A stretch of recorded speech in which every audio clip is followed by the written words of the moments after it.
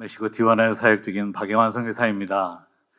이번 그리스 시내가 선교사 수련회를 통해서 저희들에게 큰 두 가지의 울림 내지는 주신 은혜가 있습니다. 그것은 바로 회복 그리고 재충전이라는 말씀입니다. 오늘 팬데믹이 끝났지만 사실 선교 현장에는 여전히 불신앙들이 더 늘어났고 경제적인 어려움들 때문에 많은 사람들이 믿음의 선택보다는 삶의 선택에 우선권을 두다 보니까 팬데믹은 이미 끝났지만 아직도 많은 어려움들이 선교 현장에 남아 있습니다. 기껏 잘 갈아놓았던 그 선교지 땅들에 많은 곳에서 잡초가 생겨났고 많은 돌덩이들이 다시 불쑥불쑥 튀어나오는 모습을 보면서 우리 선교사님들이 많이 주저하고 또 어떻게 해야 할 바를 알지 못할 때 우리 토렌스 제일장로교회를 통해서 땅 끝에 있는 선교사들을 바라봐 주시고 그들을 초청해 주셔서 이런 귀한 쉼의 자리가 바로 엘리야를 시기하신 그리시네가가 우리 영적으로는 우리 토렌스 제일장로교회로 하나님께서 사용해 주시고 이 일을 위해서 자원해 주신 우리 목사님, 당회원들, 선교위원회 모든 성도님들께 다시 한번 감사드립니다. 할렐루야. 엘리야도 성경에 보니까 먹을 까마귀가 가져다 주는 떡과 시냇물이 말랐다고 하는데 저희들은 무한정으로 지금 먹고 있어가지고 참 걱정이 됩니다. 정말 하나님의 귀하신 은혜를 받은 만큼 또한 저희들은 선교 사역지에서 저희들에게 보내주신 믿음의 땅에서 귀한 사명을 감당하고자 합니다. 그래서 오늘 이 아침에 함께 읽은 본문 말씀을 통해서 성령 하나님과 비전이라는 제목으로 여러분과 함께 하나님의 음성 듣기를 원합니다.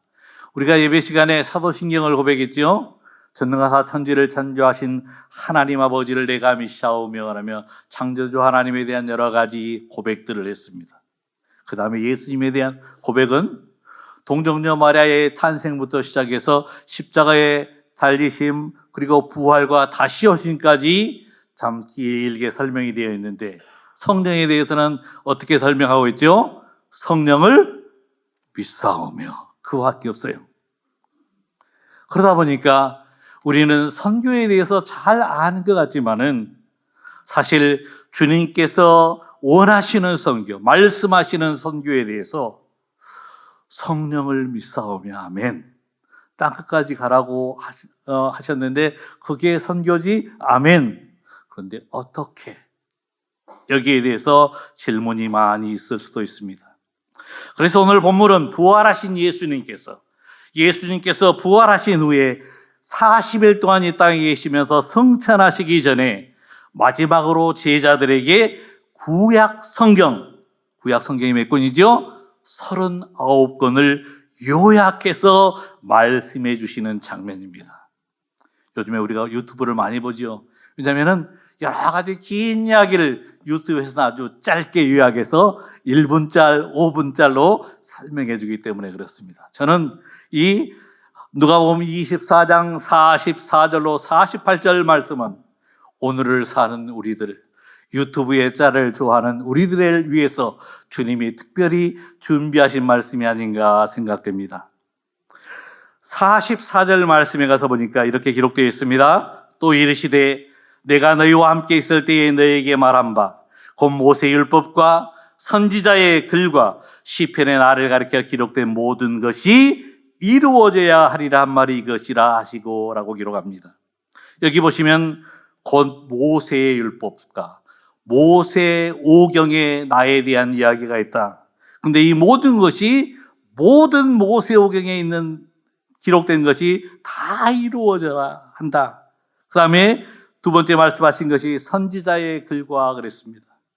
오늘 우리가 가지고 있는 구약 성경은 39권이지만은 유대인들의 구약 성경을 타낙이라고 하는데 쓰여진 시간 순서대로 되어져 있습니다. 그래서 그들은 24권으로 되어져 있고 우리는 구원사적으로 다시 초대교회 때 재편집을 하다 보니까 그 순서가 바뀌면서 저희들은 39권이 됐지만은 사실은 권수는 똑같습니다.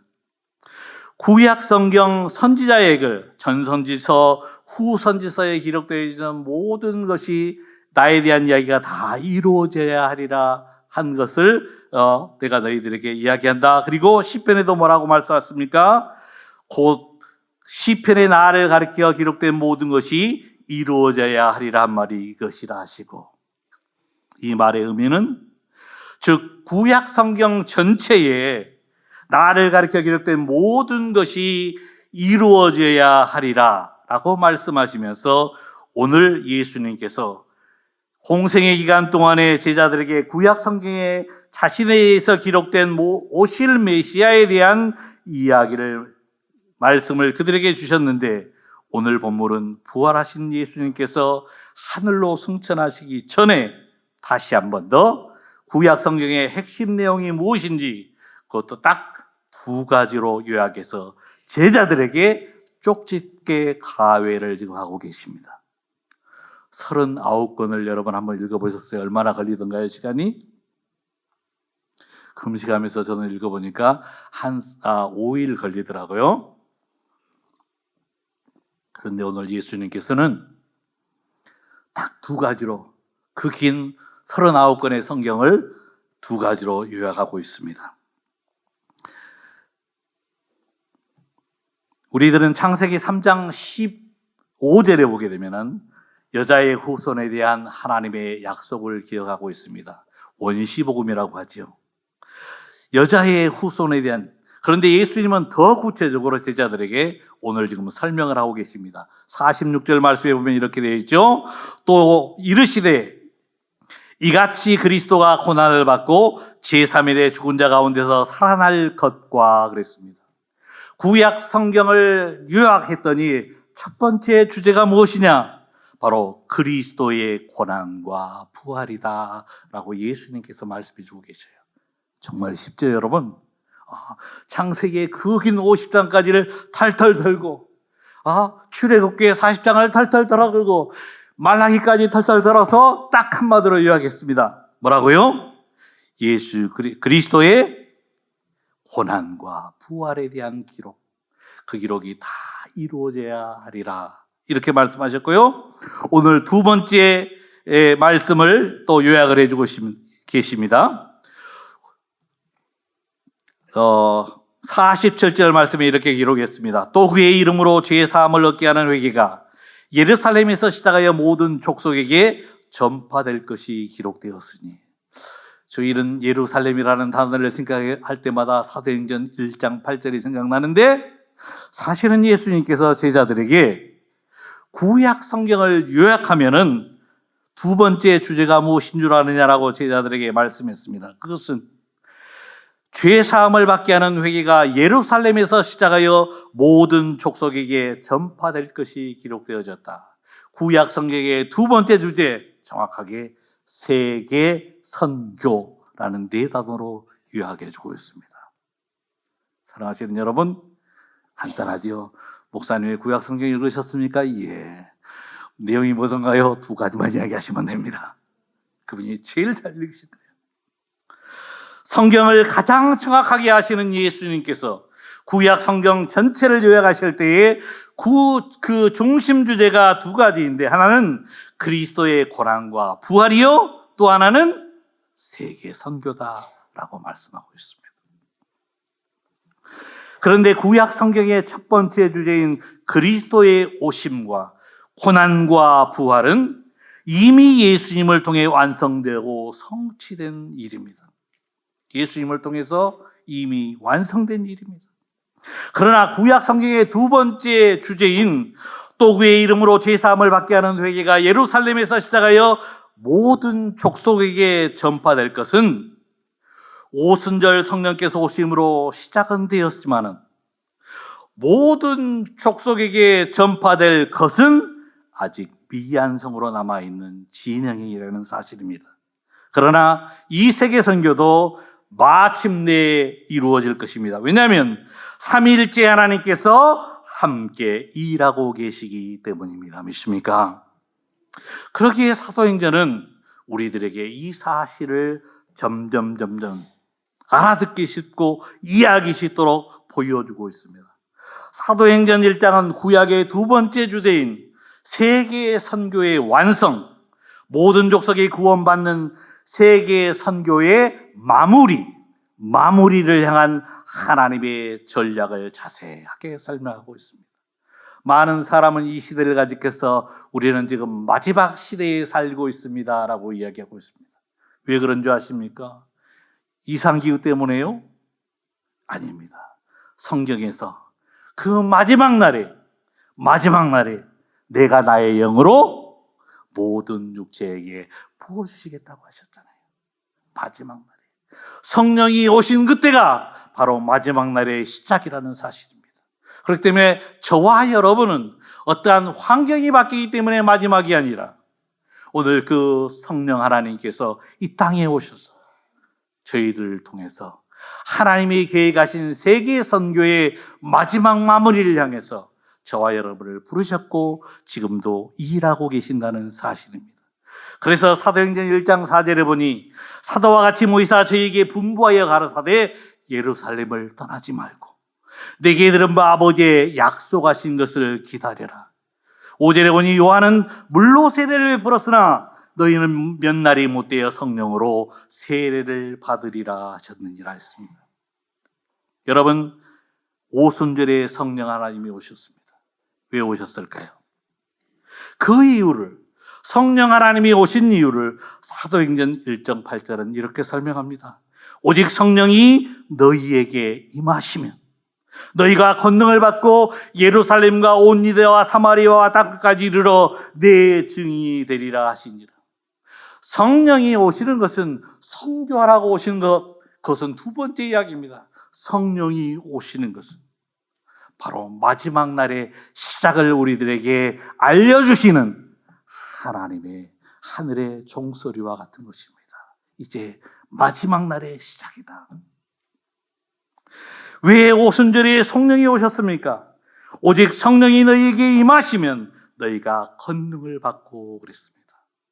성도들로 권능을 받게 하시려고 오셨다고 했습니다. 이 성령 하나님의 권능은 성도들을 그럼 어떻게 변화시킬까요? 예루살렘으로부터 시작해서 모든 족속, 즉 땅끝까지 가서 복음을 전하는 증인이 되도록 만드십니다. 그렇기 때문에 이 땅에 선교사가 존재하고 땅끝까지 가서 복음을 전하는 일들이 있습니다.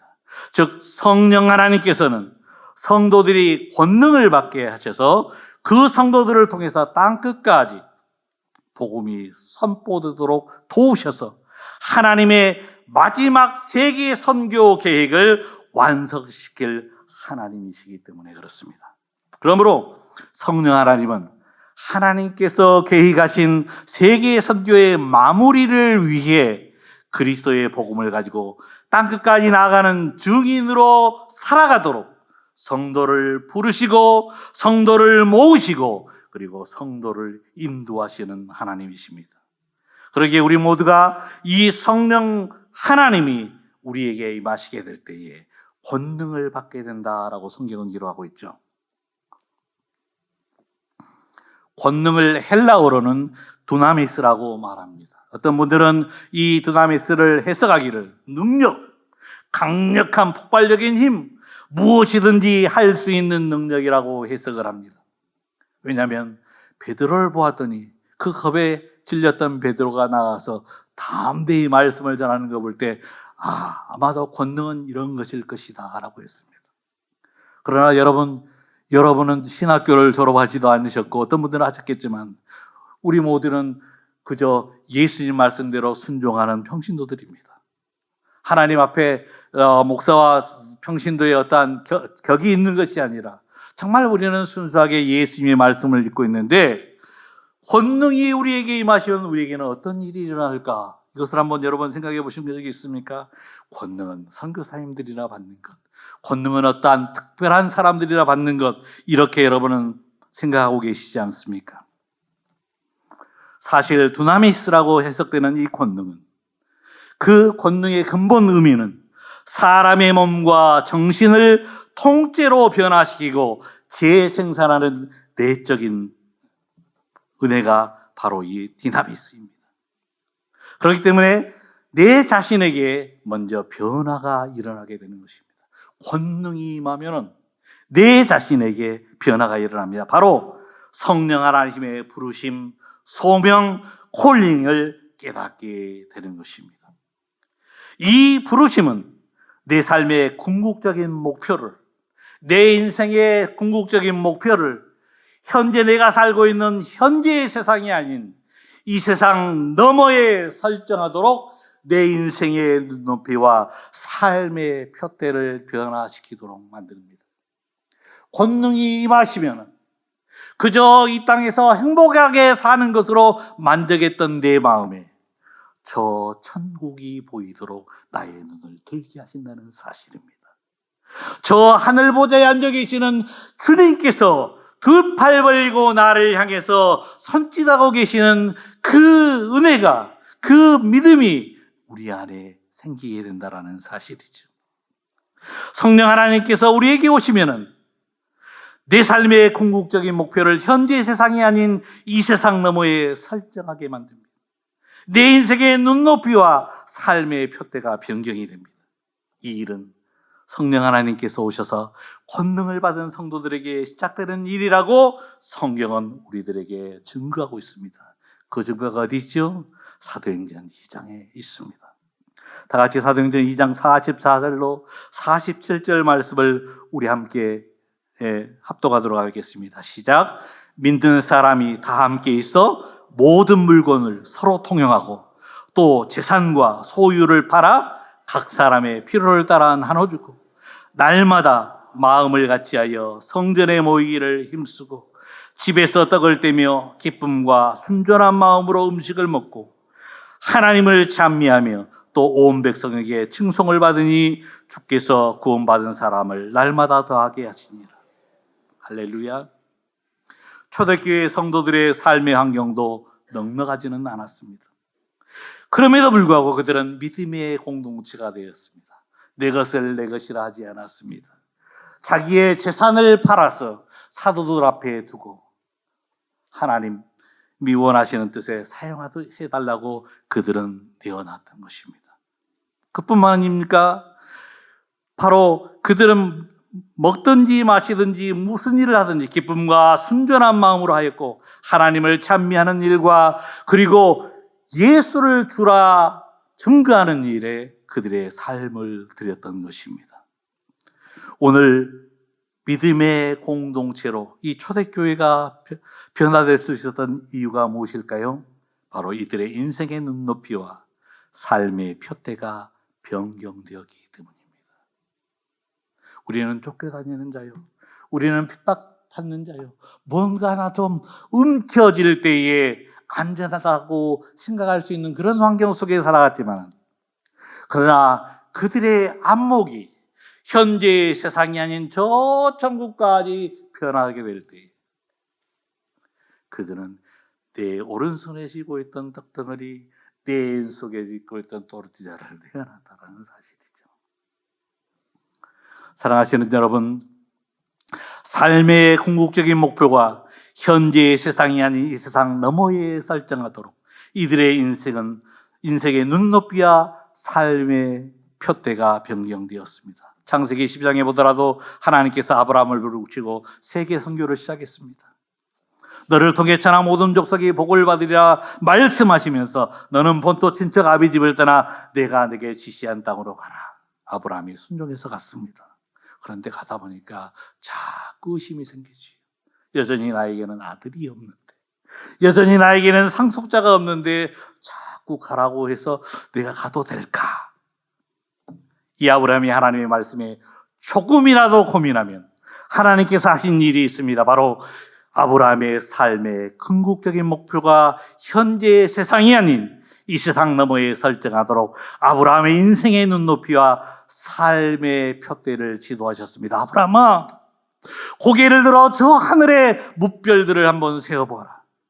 현재 너에게는 아직 후사가 없지만은, 너가 지금 그것 때문에 걱정하지만은 창차 저 하늘의 별보다 더 많은 믿음의 자손이 너와 내 자손으로 시작되리라.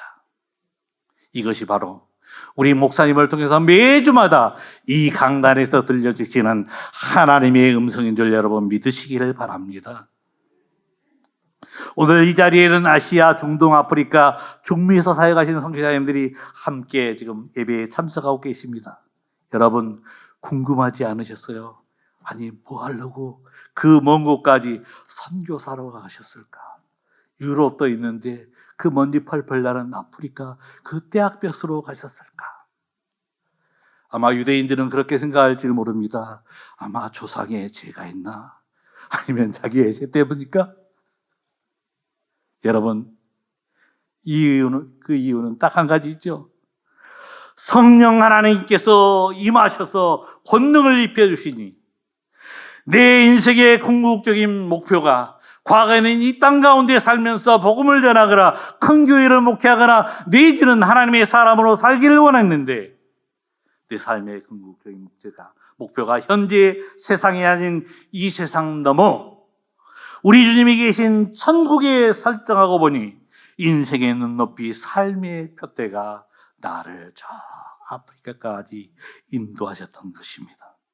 오늘 토렌스 제1장로교회가 땅끝 선교 현장에서 사역 중인 우리 선교사님을 불러서 심과 재충전을 하도록 그리스도의 가스레인을 열고 온 교회와 성도들의 함께 이렇게 모여서 헌신한 이유가 무엇입니까? 우리 역시도 성령님이 임하셔서 권능을 입혀주시니 우리의 인생의 목표가 달라졌습니다. 저 천국을 향하여 나아가는 순례자가 되었습니다. 우리의 믿음의 눈높이와 삶의 푯대가 변경되니까 주님이 말씀하신 땅끝이 보이기 시작한다는 사실입니다. 여러분 땅끝이 보이게 될 때 저는 그렇게 말씀하고 싶습니다. 땅끝이 보이게 될 때 천국이 보이기 시작합니다. 확실히 보이기 시작합니다. 저희들은 1차 텀에 저 남미 칠레라는 곳에 한국에서 보냄을 받았습니다. 42시간 비행기를 타고 갔습니다. 비행기표 좀 아껴보려고 가격. 가서 칠레 땅에 딱 가서 봤더니 저희는 10년 동안 사역했는데 한 교회도 저희를 방문하지 않았습니다. 바로 그곳 칠레라는 이름은 핀델라 티에라, 땅이 끝나는 곳, 땅끝이라는 이름을 가진 나라입니다. 땅끝 가고 싶으세요? 칠레 갔다 오시면 됩니다. 그 나라의 이름이 땅끝이니까. 그렇지만 저희는 이제 티구아나 3시간이면 여러분 저희 선교센터까지 오실 수가 있습니다. 그래서 저희는 바로 믿음의 모판이라고 생각합니다. 여러분이 오셔서 더 멀리 나아가실 수 있도록 거기에서 힘을 기르시는 것입니다. 전도도 해보시고 노방전도도 해보시고 가르쳐도 보시고 섬겨도 보시면서 하나님께서 나를 부르신 그 소명을 찾는 곳, 그곳이 바로 우리 티juana입니다. 그곳에서 조금 할만하다 하시면은 우리 추기성 선교사님이 계시는 과달라하라, 거기는 3시간 비행기 타고 가면 됩니다. 거기서도 할만하다 하시면 더 멀리 아프리카로 가시기 바랍니다. 할렐루야. 11월 달에 여러분 아마 티juana와 멕시칼리의 선교를 지금 모집하고 계시는데 사인업 하셨습니까? 제가 대신 광고해 드립니다. 빨리 사인하십시오. 오늘 믿음의 눈으로 우리의 눈높이와 삶의 푯대가 변경될 때 땅끝이 보입니다. 하나님께서, 주님께서, 성령님께서 나도 보내는 선교사로서의 땅끝까지 가서 함께 사역하는 마음으로 오늘 토렌스 제1장로교회가 저희들을 섬겨주셔서 너무너무 감사합니다. 오늘 선교학자 존 스토트는 이렇게 말했습니다. 선교는 하나님의 마음으로부터 생겨나서 그분의 마음에서 우리의 마음으로 전달되는 것이다. 선교는 하나님의 마음으로부터 생겨나서 그분의 마음에서 우리의 마음으로 전달되는 것이다. 선교는 세계적인 하나님의 세계적인 백성이 세계적으로 활동하는 것이다 그랬습니다. 다른 말로 표현하면 권능을 받고라는 의미를 저는 이렇게 해석했습니다. 하나님의 눈높이에 우리의 시선이 믿음을 통해 맞춰지는 성령의 역사, 이게 바로 권능을 받는 것입니다. 크리스토퍼 라이트라는 분은 이런 이야기를 하셨습니다. 하나님은 자신의 교회를 위해 세상에 선교를 두신 것이 아니라 자신의 선교를 위해 자신의 선교를 위해 교회를 두셨다. 선교가 교회를 위해 시작된 것이 아니라 교회가 선교 곧 하나님의 선교를 위해 시작된 것이다 라고 말했습니다. 사랑하시는 성도 여러분, 이 성령 하나님의 부르심은 예수를 구주로 믿은 우리 모든 성도들이 받은 사명입니다. 우리에게는 딱 한 가지 차이밖에 없습니다.